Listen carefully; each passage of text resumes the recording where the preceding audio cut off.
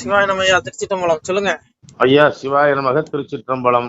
சொல்லுங்க ஐயா. தமிழக பாஜக பாத்தீங்கன்னா இப்ப எந்த விதமான உப்பு சப்பும் ஒரு சுவாரஸ்யம் இல்லாம போயிட்டு இருக்கு. சரி, இது போகணும்னா அண்ணாமலை முதல்வர் ஆகணும்னு பாஜக தொண்டர்கள் ஆசைப்படுறாங்க. சரி. இந்த ஆசை நிறைவேறுமா? மேலிடத்துக்கு காது கேட்குமா? ஏதாவது நடக்கிறதுக்கு வாய்ப்பு இருக்கா?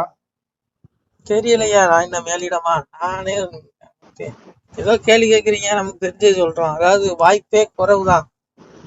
முடிவு பண்ணிட்டாங்களே கூட்டணி எடப்பாடி முதலமைச்சர் ஆக்குறோம்னு. எடப்பாடி முதலமைச்சர் ஆக்குறோம், வானதியை எம்எல்ஏ ஆக்குறோம். இன்னும் பழையபடி ஏற்கனவே சீட்டு வாங்கி தோத்தவங்க எல்லாம் மறுபடியும் சீட்டை கொடுத்து மண்ணக்க வைக்கிறோம். எடப்பாடி தான் எங்க முதல்வர்னு முடிவு பண்ணிட்டாங்களா? அப்புறம் என்ன பிரச்சனை உங்களுக்கு? முடிவு பண்ணிட்டாங்க. அதனால இங்க பாருங்க, தொண்டர்களுடைய எண்ணம் அண்ணாமலை நோக்கி தான் இருக்கு. அப்ப அவரு தலைமையில இருங்க. அப்ப எடப்பாடி முதலமைச்சராக உங்களுக்கு அங்கங்க என் யாத்திரைன்னு சொல்லி அண்ணாமலை போனாரு, அப்படித்தானே? கிட்டத்தட்ட இப்ப அப்படித்தானே ஆயிப்போச்சு. அவரு வாயினாலே பேச வச்சுட்டாங்களா அண்ணாமலை எடப்பாடி முதலமைச்சராக. அவரு அங்க பாருங்க, அரசியல்ல எப்ப வேணாலும் என்ன வேணாலும் மாறும். அரசியலை விட்டு தொலைங்க. அப்பாவை பாருங்க, புரியுதா உங்களுக்கு? யாரோட பாக்கணும்? நான் சிவனை சொல்றேன். சிவனை பாருங்க, அரசியலை விட்டு தொலைங்கய்யா. இது எப்ப வேணாலும் இங்க பாருங்க, இது கர்மாங்க. இங்க எவன் ஆளணும் எவன் ஆளக்கூடாதுன்னு என்ன அண்ணாமலை நிர்ணயிக்க முடியாது, மோடி நிர்ணயிக்க முடியாது. சரி, அது இதை நிர்ணயிக்கிறது யாரு நிர்ணயிக்கிறான்? அப்ப சிவபெருமான் தான் நிர்ணயிக்கிறான். ஈசன் தான்.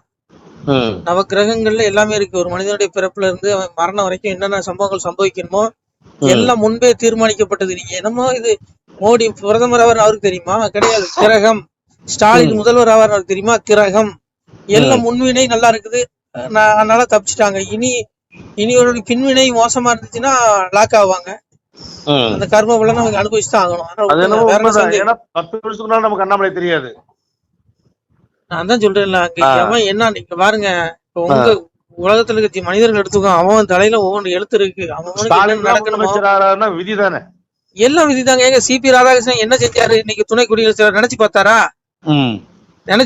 எல்லாம் தலையெழுத்துங்க. நான் தான் தமிழிசை அந்தமா என்ன செஞ்சு பிஜேபி ஒத்த விட்டு பாஜகன்னு தான் வச்சிருந்து. அந்தமா கவர்னர் 2 மாநில கவர்னர் கொடுத்தாங்க. அது நினைச்சு பார்த்து எல்லாம் கர்மாங்க, தலையெழுத்துங்க. ஆனா உண்மையா அந்த கட்சிக்காக வேலை செஞ்சு செருப்படி வாங்கினவனுக்கு எல்லாம் எந்த பதவியும் கிடையாது, ஒரு மண்ணாங்கட்டியும் கிடையாது. அவன் இப்ப ஓரமா இருக்கான். இந்த கட்சிக்காக வேலை செஞ்சவன் ஒரு ஆள் இல்லையா? ஆனா போங்கய்யா, நான் என்னத்தை கிழிச்சிட்டேன். வேலை செஞ்சவன் பழைய ஆளுங்க வேலை செஞ்சவங்க நிறைய இருக்காங்க, அவங்க எல்லாம் ஓரம் கட்டிட்டானுங்க. அதனால விடுங்க. இங்க பாருங்க, இதெல்லாம் கர்மா தான். அரசியலுங்கிறது அரசியல் மட்டும் இல்லையா, ஒருத்த மனிதனுடைய வாழ்க்கையில எல்லாமே முன்பே தீர்மானிக்கப்பட்டது. எதுவுமே புதுசா நடக்கல, புரிஞ்சுக்கோங்க. உங்களுடைய கர்மா மரணம் வரைக்கும் இருக்குது. பிறப்பு முதல் மரணம் வரைக்கும் நிச்சயிக்கப்பட்ட தடத்துல போயிட்டு இருக்கு. ஒவ்வொரு ட்ராக் இருக்கு, ஒவ்வொருத்தருக்கு ஒரு பாதையில போயிட்டு இருக்கும். புரியுதா உங்களுக்கு? புரியுது சொல்லுங்க. அதனால வேற என்ன சந்தேகம் சொல்லுங்க. இவ்வளவுதான். வேற என்ன, தமிழர் பாஜக கட்சியில் நம்மளும் இருந்தோம். அண்ணாமலை சரி, அரசியல விடுங்க. வேற என்ன சந்தேகம்? வேற சந்தேகம் என்ன? பரமேஸ்வரன் போறதுக்கு வழி என்னன்னு சொல்லுங்க. உடனே அப்பான்னு சொல்லுங்க. ஞாபகம் வேற எங்கேயோ போகுது. அப்பாவுடைய ஒரே வழிதான். அது அப்பாவே சொல்றாரு பாருங்க, நான் சொல்ல, அப்பாவே சொல்றான். மூக்கு சுளியும் முத்தி நோக்கு சுளியாய் நேர் நில்லு என் மகனே, பரமான பட்டணத்தில் பார்வை கொண்டே நாட்டி சிரமானது விரித்து சிறை போல் இருமகனே. அப்பா பரமேஸ்வரன் சொல்றான், மகனே மூக்கு சுளியும் முத்தி என் பிள்ளையே, என் கண்மணியே, உன் நெத்தி புறத்தில் ஆத்மா உழைகிறது. அந்த ஆத்மாவை தேடு. நீ உன்னுடைய மனக்கண்ணை கண்களை மூடி உன்னுடைய பார்வையை நீ நெத்தி. ஒரு நிமிஷம் நீங்க இப்ப சொல்றது தவம் பண்ண சொல்றீங்க. அப்புறம் நீங்களே சொல்றீங்க கிரியா இதெல்லாம் ஏறாது, பகவான் எல்லாம் சொல்லிட்டாருன்னு அதை நீங்க சொல்றீங்க. அது அப்பா சொன்ன, அதுக்கு விளக்கம் கொடுங்க, பொறுங்க. சொல்லுங்க. அப்பா என்ன சொல்றாரு? மகனே, நீ என்ன வேலை வேணாலும் செய்ய, நிஷ்டை உனக்கு ஒரு நாளைக்கு 10 நிமிஷம் ஒதுக்கு. நெத்தி புருவத்துல ஆத்மா இருக்குது, அங்க உன்னுடைய பார்வை செலுத்து. உன்னுடைய திரை ஓப்பன் ஆகும், 3வது கண்ணு ஓப்பன் ஆகும். பரமான பட்டணத்தில் பாருங்க, உனக்கு பட்டணம், அந்த உலகம் உனக்கு புலப்படும். இறப்புக்கு அப்புறம் நீ எங்க போக போற, என்ன கதி அடைய போற, எல்லாம் உனக்கு புலப்படும். மோட்சத்துக்கு வழியை தேடும். மோட்ச வாசல் நெத்தி புருவத்துல இருக்குங்காரு. அதுதான் சமாதி, அதான் நிஷ்டை. அது இங்க யாருமே தேடுறதாவே இல்லை. ஏதோ வெந்தத்தை திம்போதி வந்தா ஜாவன் தான் அவ்வளவு பேரும் வாழ்ந்துட்டு இருக்கோம். அதான் சாமி சொன்னாரு, சரியை கிரிய யோகம் ஞானம் என்ற சொல்லு தாண்டிய களியாச்சே சிவனே ஐயா. மனம் சித்தம் புத்தி அகங்காரம் 4 மடக்கி மௌனத்தில் இருந்துட்டேன்னு சிவனே. அப்பா சொல்றான் பாருங்க, சரியில் அடைய முடியாது, கிரியில் அடைய முடியாது, யோக நிலையில் அடைய முடியாது, ஞானத்துல கூட அவர் அடைய முடியாது. அப்ப எப்படி அடைய முடியும்? அப்பா சரணம். அப்பா சொன்னார்ல, அப்பா உள்ள தேடு, வெளியே தேடாத. முகத்திற்கு முகம் கொண்டு காண்கின்ற மூடர்கள் அகத்திற்கு கண் கொண்டு காண்பதே ஆனந்தங்காரு. அட முட்டாள்களே, ஆனந்தம் வெளியில இல்லடா, பொன்பொருள் செல்வம் பெண் மாயையில இல்லடா ஆனந்தம், உனக்குள்ள கோடி கணக்குல ஆனந்தம் கொட்டி கிடக்குடா, உன் பார்வையை உனக்குள்ள செலுத்துன்னு அப்பா சொல்றாரு. நீங்க கேப்பீங்களா? முகத்திற்கு முகம் கொண்டு காண்கிற கண்ணுக்கு தெரியவதெல்லாம் மாயை, முட்டாள்களேங்காரு நம்மள. நம்மள எப்படி சொல்றாரு? முட்டா பயல்களாங்காரு. உங்களையும் சொல்றாரு, என்னையும் சொல்றாரு. முட்டா பயல்களா, அரசியல பேசாதரா, அப்பாவை தேடுறான். அதான் சரியில் அடைய முடியாது, கிரியில் அடைய முடியாது, யோகத்தில் அடைய முடியாது, ஞானத்தில் அடைய முடியாது.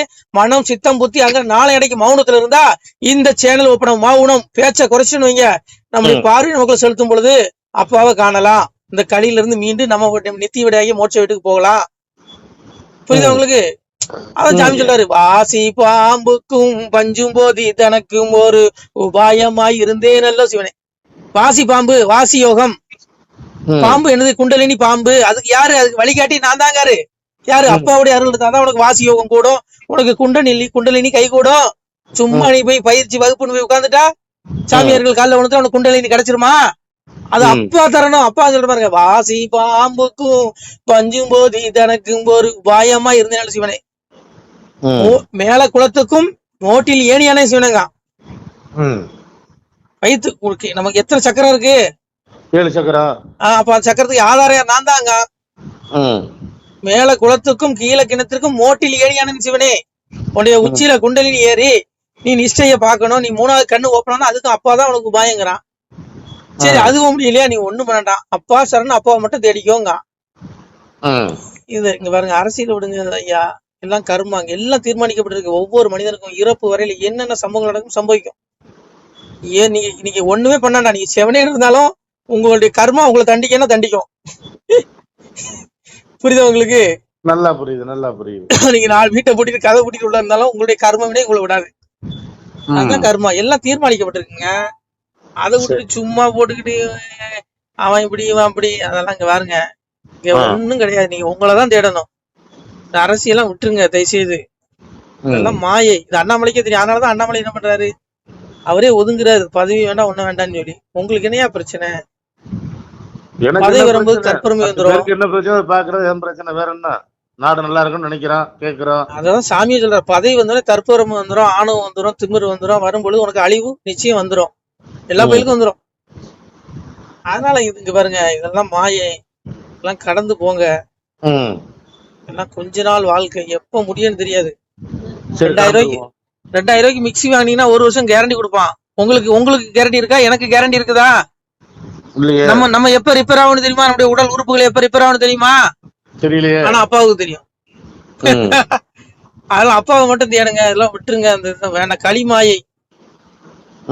மகாவிஷ்ணுவோட சக்கராயுதம் பாருங்க, சக்கராயுதத்தை தான் பணமா சபிச்சு கொடுத்தாரு மகாவிஷ்ணு கலியனுக்கு வரமா.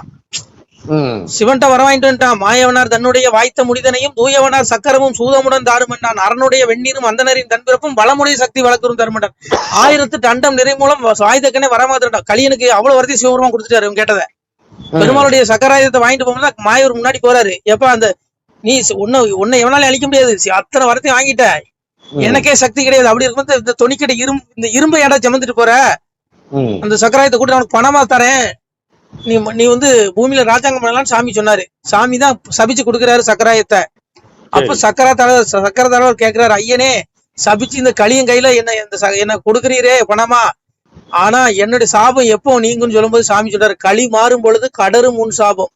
இந்த கழிவு முடியும் பொழுது சக்கராயுதம் பெருமாளுடைய கைக்கு போகும். அது வரைக்கும் இங்க பாருங்க, இங்க பணம் தான் ஜெயிக்கும். ஒன்னும் பண்ண முடியாது, ஒன்னும் பண்ண முடியாது. அதனால அப்பாவை தேடுங்க, இதெல்லாம் வேண்டாங்க, எல்லாம் மாய வாழ்க்கை, எப்போனாலும் முடிஞ்சிடும். நமச்சிவாய. திருச்சிட்டம்பலம். சிவாய நம. திருச்சிட்டம்பலம், தில்லையம்பலம், பொன்னம்பலம். சிவாய நம.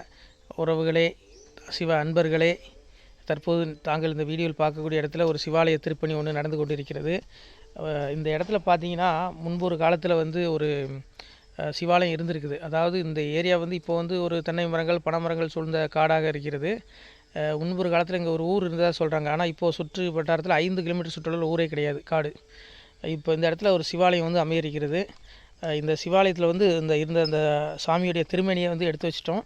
திருப்பணி முடிஞ்சதுக்கப்புறம் பிரதிஷ்டை பண்ண இருக்கிற உறவுகளே, தற்போது இந்த வீடியோ பார்க்கக்கூடிய உறவுகள் தங்களால் முடிந்தால் ஒரு சின்ன உதவி செஞ்சு கொடுங்க. எங்கள் இடத்துல பொருளாதாரம் இல்லை, அதனால் பார்த்திங்கன்னா அந்த வேலையெல்லாம் அப்படியே நின்று போச்சு. பாருங்கள், இந்த அப்படியே பாதியிலே நிற்கிது இந்த சிவாலய திருப்பணி வந்து. பக்த கோடிகள், அன்பு உள்ளங்கள், தயவுசெய்து நீங்கள் உதவி செய்ய விருப்பமுள்ள உறவுகள் உதவுங்க. உங்களுக்கு கோடி புண்ணியம் கிடைக்கும். இந்த சாமியோடைய அருள் அனுகிரகம் உங்களுக்கு கண்டிப்பாக கிடைக்கும். இது வந்து ஒரு புகழ்பெற்ற சிவாலயம்னு கூட சொல்லலாம். சாமியோட திருமேனியை எடுத்து வச்சிட்டோம். இந்த இடத்துல பார்த்திங்கன்னா ஒரு வாசி தண்டம் இருக்குது. அந்த காலத்தில் ஒரு முனிவர் யாரோ தவம் செஞ்சுருக்காங்க. அவங்களுடைய வாசி தண்டம் அவர் திருக்கரங்களால் எழுதின ஓலைச்சுவடி கூட இன்றும் இருக்குது, இன்னும் பாதுகாக்கப்பட்டு வருது. அது கோயில் திருப்பணி முடிஞ்சதுமே அதையும் நாங்கள் அந்த வழிபாட்டுக்கு வச்சுடுவோம். இந்த சிவாலய திருப்பணி வந்து சாமி திருநாமம் வந்து முக்தீஸ்வரர் அப்படிங்கிற திருநாமத்தில் வழங்குறாரு. நெல்லை மாவட்டம் நாங்குநேரி தாலுகாவில் இந்த சிவாலயம் அமைய இருக்கிறது உறவுகளே. இந்த வீடியோ பார்க்கக்கூடியவங்க ஒரு 2 பேருக்காவது கொஞ்சம் ஷேர் பண்ணுங்கள். இந்த வீடியோ பார்க்கக்கூடிய யாராவது ஒரு சின்ன உதவி செஞ்சால் இந்த ஆலய திருப்பணி வந்து கண்டிப்பாக நாங்கள் வெற்றிகரமாக முடிச்சுடுவோம். பாருங்கள், அந்த வேலை எல்லாமே அப்படியே நிற்கிது. கல்லெல்லாம் இறக்கி போட்டிருக்கோம். இன்னும் நிறைய கற்கள் தேவைப்படுது. சுவாமியோடைய அந்த திருக்கோபுரம் பார்த்திங்கன்னா லிங்க வடிவிலே அமைக்க இருக்கிறோம். உதவுங்கள் உறவுகளே. உங்களுக்கு அப்பா சிவபெருமானுடைய அருள் நிச்சயம் கிடைக்கும். எம்பெருமான் சொல்வான், வாழுவீர் தாழ்வில்லாமல் மக்களும் கிளைகள் கொஞ்சி நாளுமே மகிழ்ச்சியை கூர்ந்து நலமுடன் வாழும்போது நீளுமே எனது செங்கோல் நீதியும் நெறிபோல் வந்து ஆளுமே உங்கள் தன்னை அன்புடன் அலையாவண்ணம். உங்களை எம்பெருமானுடைய அப்பாவுடைய திருவாசகத்தாலேயே வாழ்த்துறோம் உறவுகளே. ஆணுடன் பெண்ணும் பெற்று அதிகமாய் செல்வமாகி தானுடன் நினைவுமுற்று தர்மமும் நெறியும் கற்று வேணும் நீள் காலமெல்லாம் வெள்ளியர் உடனே வாழ்ந்து போனுதல் கமலநாதன் பொற்பதம் பெற்று வாழ்வீர். அந்த ஈஸ்வனுடைய பொற்பதம் நிச்சயம் கிடைக்கும். உங்களுக்கு இகத்திலும் சுகம், பரத்திலும் சுகம்.